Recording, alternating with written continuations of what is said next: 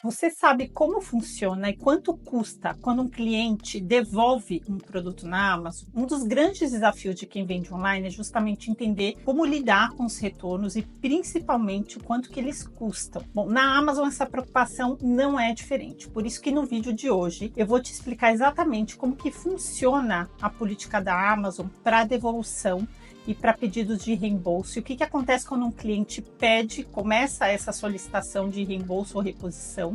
E a gente vai falar desse fluxo tanto para o FBA quanto para o FBM. Se você ainda não sabe, quando você vende na Amazon, você pode escolher a metodologia de logística que você quer utilizar. Se é o FBA, que é onde você escolhe a Amazon para cuidar de toda a entrega e também atendimento e devolução dos seus pedidos na Amazon, ou o FBM, que é quando toda a responsabilidade dessa logística para pedidos é sua ou de um outro parceiro logístico. Ou você pode escolher os dois ao mesmo tempo. Então, se você quer entender mais a fundo sobre o FBA, a gente tem um vídeo aqui no canal onde a gente explica melhor tudo como funciona o FBA e também as diferenças do FBM. Eu vou deixar o link aqui embaixo. Bom, uma das coisas que eu vejo muita frequência é vendedores comparando os custos do FBA e do FBM, apenas considerando o custo de envio dessa mercadoria para o cliente, mas não considera o reembolso, os retornos, o que pode fazer uma grande diferença na margem. Dependendo do modelo que você escolhe, o FBA ou o FBM, os custos e as responsabilidades dessas devoluções são muito diferentes. No FBM, a Amazon vai cuidar de todo o processo de devolução. Então, o cliente ele solicita esse retorno, né, ou uma reposição, e a Amazon que cuida de toda essa logística. Um ponto positivo também do FBA é que você não paga pela etiqueta de devolução, a Amazon já emite e ela já está embutido no custo que você paga do FBA Fee, e também ela oferece programas que você pode recuperar parte dos retornos que são devolvidos lá para o Fulfillment Center da Amazon, com programas específicos para esses retornos que você não vai conseguir vender novamente. Já no FBM, a responsabilidade é toda sua. Você vai escolher a política, né, de como você vai fazer esse retorno, desde que esteja no mínimo do que a Amazon exige, mas você vai ter que pagar extra pela etiqueta de retorno, se você está oferecendo esse retorno para o cliente, e também custos indiretos para você inspecionar e reembalar esse produto quando chegar para você. Ou seja, no FBM, você tem mais controle sobre o processo, mas também você tem mais responsabilidade, muitas vezes mais custos, que são indiretos ou diretos, como por exemplo a etiqueta de envio para esse retorno. Mas calma, né? Eu sei que pode parecer tudo muito confuso. Eu desenhei um fluxograma onde a gente vai para a tela do computador para eu te explicar exatamente como esse processo todo funciona. E aí, imagino que você entenda melhor o que acontece do momento que o cliente pede o retorno, o reembolso ou uma reposição, até o que acontece dentro da sua conta em termos de custos e FIIs que podem gerar por esses retornos. Então, antes da gente ir para a tela, não se esquece de se inscrever nesse canal. Também compartilha o vídeo para alguém que esse conteúdo possa ser útil. E vamos lá para a tela para a gente falar então como funciona o retorno no FBA e no FBM. Bom, então agora para a gente ir para o fluxo. Calma que parece tudo muito complicado, mas conforme a gente for andando por cada fluxo vai ficar mais fácil.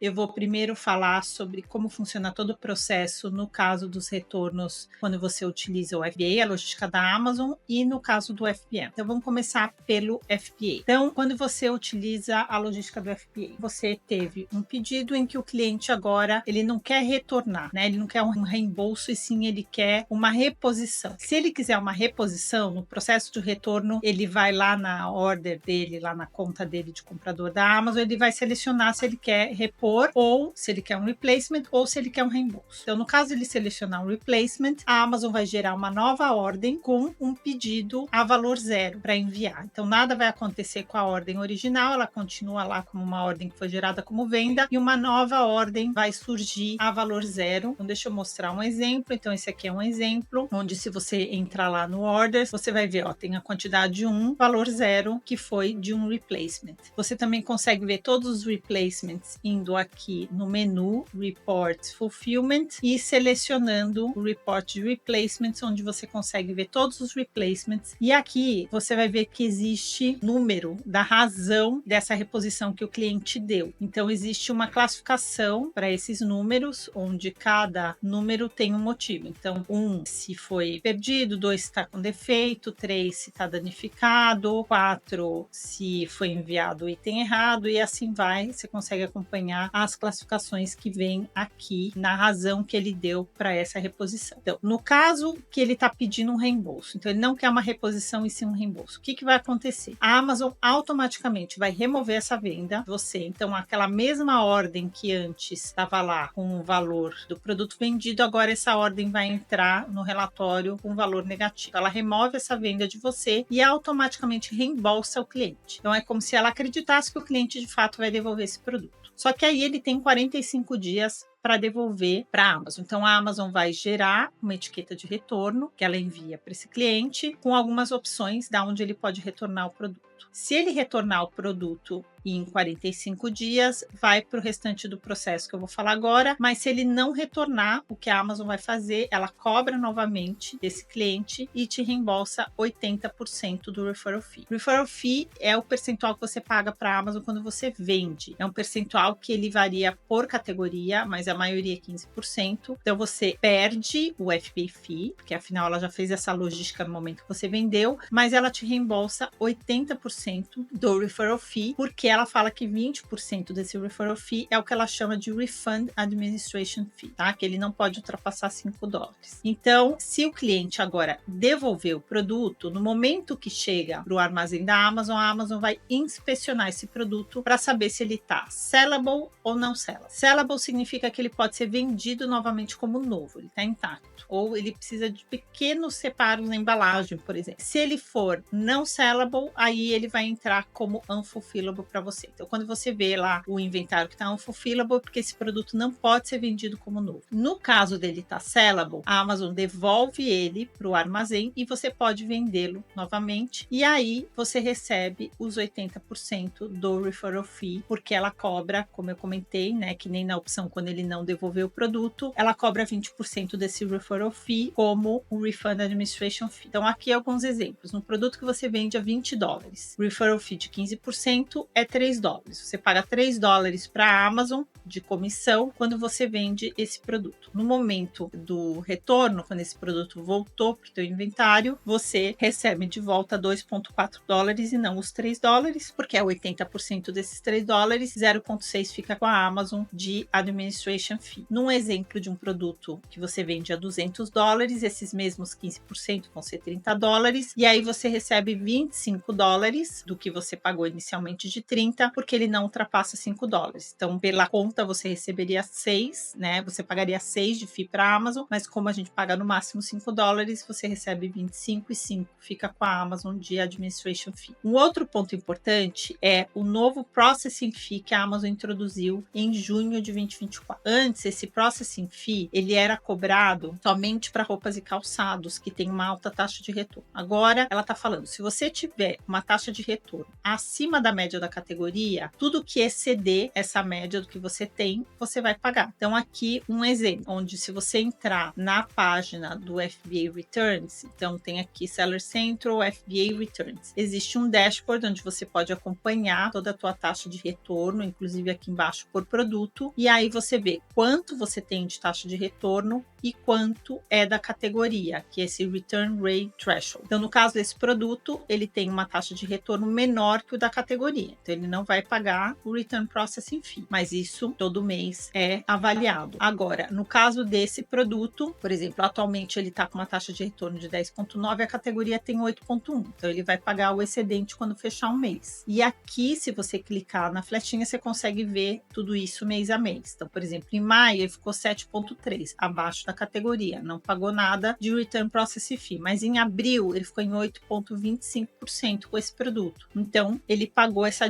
diferença das unidades que ultrapassaram 8.1 para 8.25, que foram 2 unidades de Return Processing Fee. Agora, vamos para o exemplo do produto quando ele é classificado unfulfillable, ou seja, ele não pode ser vendido como novo. A Amazon vai ver de quem é a culpa por esse produto não poder ser vendido como novo e vai classificar em 5 categorias diferentes. Se ele foi danificado pela logística, se ele está simplesmente danificado, se foi danificado pelo cliente, se ele está expirado ou com defeito. No caso desses 3, do Customer Damage, expirado ou com defeito, você não tem as opções desses programas de recuperação. Ele vai automaticamente para retornar ou destruir, dependendo da configuração que você tem, que indo aqui em configurações Fulfillment by Amazon, aqui em Unfulfillable, você seleciona se você quer retornar ou destruir produtos que são unfulfillable. Se você selecionar para retornar, você tem a opção de retornar toda semana, 2 vezes por mês, coloca o e-mail, o endereço de retorno e aí automaticamente a Amazon vai retornar para esse endereço que você colocou. Se você colocou para destruir, ele entrando nessa classificação para destruir, ela vai destruir imediatamente. Os dois têm um fee, tanto o retorno como o da destruição. Os custos são os mesmos e a destruição e a remoção, ela tem um custo que ele é baseado se o produto ele é tamanho standard ou large book e aí pelo peso. Então, por exemplo, se você tem um produto que ele é standard size, dependendo desse range do produto, ele vai de $1 a $2,89 ou mais, né? Se ele pesar mais de 2 pounds, tem um incremento aqui, vai de $1 a 3, 4 dólares por unidade, dependendo do peso dentro dessa categoria de standard. Bom, se o produto, então, dessas 3 classificações, ele vai respeitar o que você configurou para retornar ou para destruir. A única exceção é se o produto ele for consumível, então os produtos são consumíveis. Na categoria de baby, se tiver voltado o produto com vidro quebrado ou produto de sexual wellness ou inflamáveis, ela não vai respeitar retorno ou destruição, ela vai automaticamente destruir, tá? Para essas categorias. Para essas 3 classificações de unfulfillable, ela vai respeitar o que você colocou. Se os produtos que foram classificados como danificados pelo carrier ou que estejam danificados, você tem 3 opções de programas antes de entrar em retornar ou destruir. Vai exatamente nessa ordem. Então, quando você vem aqui de novo, nas configurações, se você, por exemplo, selecionar que você quer entrar no programa Refurbishment, ele vai primeiro tentar o Refurbishment, depois o que sobrar vai para retornar ou destruir, dependendo da configuração. Se você tem os 3, vai primeiro para esse programa, depois o restante das unidades para esse, depois para esse e depois o que sobrar para retornar ou destruir. Então, sempre vai seguir essa hierarquia dos programas. O que são esses programas? O Refurbishment ou Repackaging são pequenos reparos na embalagem, etiqueta, onde o produto pode, inicialmente ele foi considerado como não sellable, mas com pequenos reparos ele pode voltar para o inventário e ser vendido. Já o Great Resale Liquidation, não. Eles não voltam para serem vendidos e sim, você vai vender como usado mesmo, como unfulfillable, para tentar recuperar uma parte desse inventário. O Great Resale são reparos já maiores, onde a Amazon vai gerar novos SKUs para esses produtos automaticamente lá no seu Seller Central. E aí ela vai classificar quão aceitável está esse reparo. Então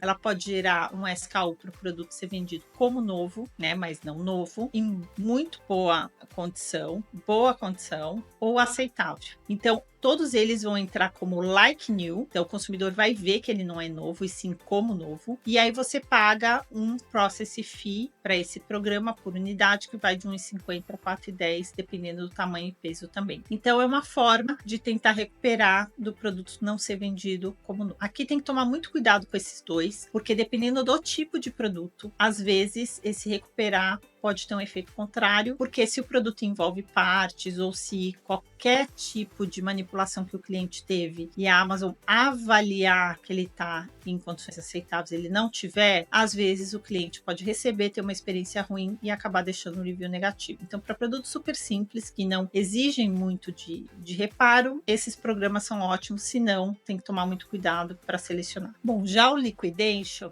a Amazon vai vender para atacadistas e liquidadores, né? Compram em grandes quantidades, às vezes caixas fechadas de vários produtos, a um preço que pode variar de 5 a 10% do seu valor de venda. Então, por exemplo, se você tem um produto que você vende a $100, você pode recuperar entre a 5 a 10 dólares, mas geralmente de 8 a 10 dólares, tá? De 8 a 10%. Mas, em alguns casos, ela vai negociar a preços menores. E isso já retirando os FIIs também que ela vai te cobrar desse liquidation. O liquidation você pode, inclusive, usar ele para produtos que não necessariamente estão fulfillable. Então, produtos que estão lá parados, que você não consegue vender, ao invés de você ficar pagando FIIs extras lá de estoque parado acima de 181 dias, você também pode usar o liquidation. Para usar, como eu comentei, não basta ter só lá configurado, você tem que criar uma ordem de liquidation. Então, se a gente vem aqui, vamos pegar um exemplo, esse produto, eu venho aqui em criar remove order, que ele fica dentro de remove order, vejam que tem a opção aqui de liquidation. Então, se eu seleciono o liquidation, eu coloco, ela fala para liquidation eu tenho para esse produto 7 unidades disponíveis, e aí eu vou revisar e confirmar, e aí ela vai tentar negociar essas unidades para esses atacadistas, tá? E aí, em todos os outros casos, tudo que sobrar, então lembrando, né, que é uma hierarquia para essas duas classificações. Se você tem o refurbishment, vai tentar aqui primeiro. Se você tem o grade resell, tenta esse, depois esse, e por último entra o liquidation, e aí o que sobrar de unfulfillable vai retornar ou destruir, dependendo da sua configuração, a não ser que esteja em uma dessas categorias que eu comentei, que aí não vai respeitar isso, vai direto para destruir. Lembrando que também nas configurações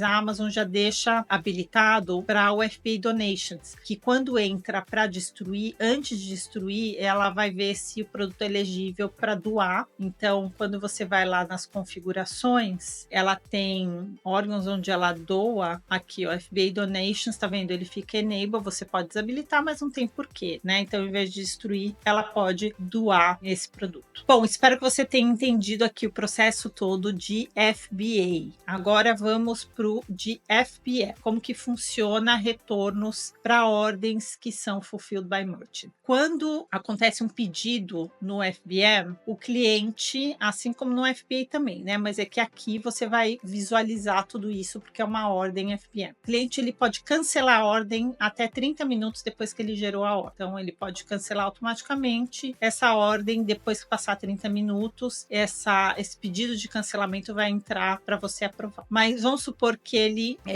queira retornar o produto. Ele já recebeu o produto e agora ele quer retornar. Da mesma forma que o FBA, se tiver dentro da janela lá de 30 dias, então a Amazon para FBM, ela vai respeitar a mesma política dos 30 dias. O cliente ele pode pedir um retorno e receber esse reembolso, né? Esse retorno até 30 dias depois que ele recebeu. Se ele fez o pedido até 30 dias, a Amazon automaticamente vai aceitar, mesmo sendo FBM. E se estiver dentro da janela e ele quiser um replacement, a Amazon também, da mesma forma, vai gerar uma nova ordem de replacement, e aí isso vai chegar lá no seu order para você poder enviar um novo produto para esse cliente. Se a Amazon aceitar, porque está dentro da política dos 30 dias, o cliente, então, ela vai gerar uma etiqueta, um label, se você tiver configurado para isso. Lembrando que você paga por esse label, diferente do FBA, que ela gera também essa etiqueta de retorno e já faz parte do pacote lá do FBA que você paga. Aqui ela também pode gerar essa etiqueta de retorno para você, mas ela vai te cobrar isso, você vai ver isso no Transaction Report, lá no seu Payment Report, essa etiqueta cobrada por ela. Então, se a gente vem aqui nas configurações de Return Settings, são as configurações de retorno para ordens FBM, aonde tem por país que você vende, e aí aqui tem a opção de prepaid. Então significa que a Amazon vai gerar essa etiqueta e depois vai cobrar de você. Outras coisas que tem aqui também. Você pode selecionar que você quer um returnless resolution. O que significa isso? Que você pode dar o reembolso, mas ele não precisa retornar o produto, tá? Você pode fazer isso no FBA também. E você pode colocar essa regra para todos os produtos, para alguns produtos específicos, aonde você não quer que o produto seja retornado, mas você pode dar um reembolso mesmo assim. Aqui você tem que selecionar proporcionar um endereço de retorno. Então, para cada país tem que ter um endereço específico para onde o cliente tem que retornar esse produto. É obrigatório ter esse endereço para que a Amazon, então, gere essa etiqueta de retorno já com o endereço de retorno. E aqui é onde você diz se você quer oferecer o retorno gratuito ou se você não quer oferecer para nenhum produto ou só para alguns produtos.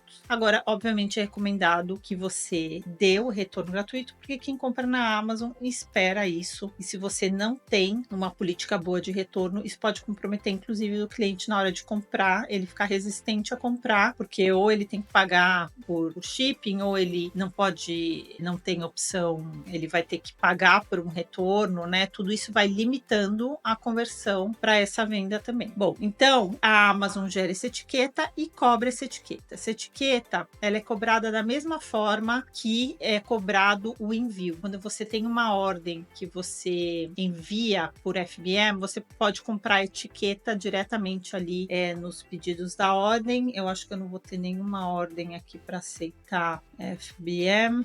Tem alguma pending? Não tem.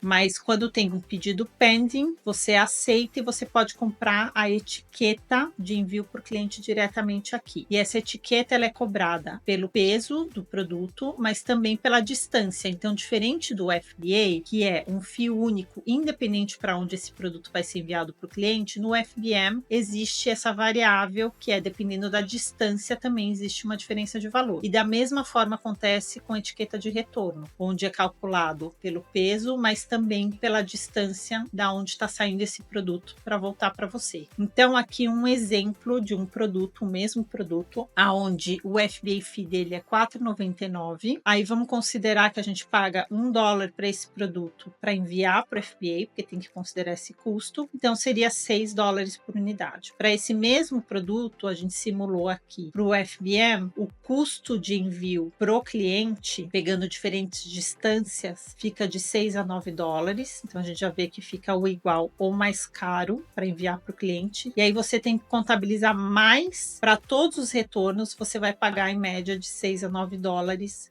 para essa etiqueta de retorno também. Então vejam como aqui a gente já vê que fica bem mais caro quando a gente considera o retorno, né, com esse custo de retorno que a gente tem do FBM. Bom, então vimos que a Amazon aceita automaticamente quando ele está na janela dos 30 dias, e aí da mesma forma a Amazon vai remover essa venda sua e também vai te cobrar o administration fee. Então no FBA e no FBM você paga os 20% de administration fee sobre o referral fee, da mesma forma que a gente explicou para o FBA, mas você também vai pagar pela etiqueta de retorno. E aí o cliente tem 15 dias para devolver esse produto, para mandar esse produto de volta para você, e você só vai aceitar ou não o reembolso dele quando você receber o produto. Pelo menos isso que é o indicado, que você precisa receber, e aí você tem 2 dias úteis para inspecionar esse produto. O produto realmente ele devolveu o produto certo, tá em boas condições, aí você vai definir. Então eu vou dar o reembolso.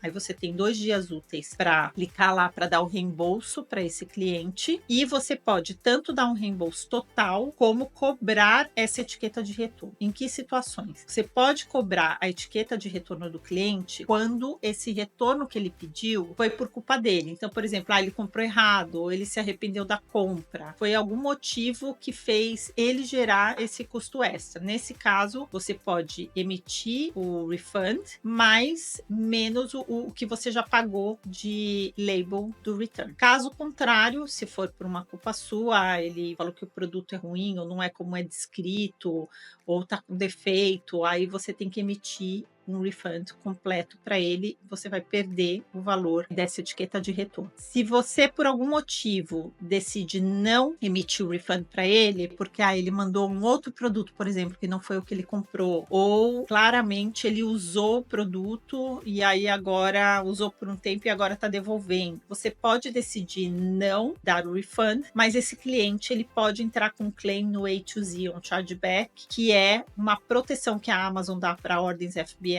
a favor do cliente, onde ela vai avaliar se de fato você tomou uma decisão que é considerado, não, realmente você não tinha que emitir o refund ou não, e aí você pode também contestar esse A2Z, tá? Ou chargeback.